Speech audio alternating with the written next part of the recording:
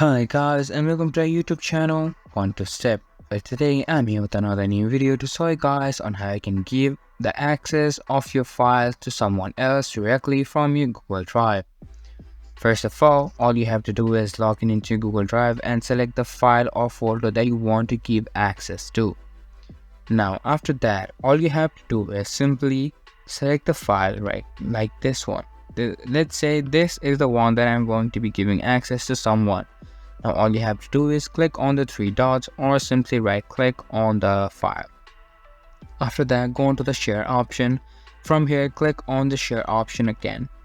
After clicking on it, you can see this small pop-up appear, where now if you add the people's name on this box right here, that is their email address, and also maintain the general access by here, either restricted or anyone with the link can open it up, and you'll be able to let the access to your files or folders to someone else from your Google Drive.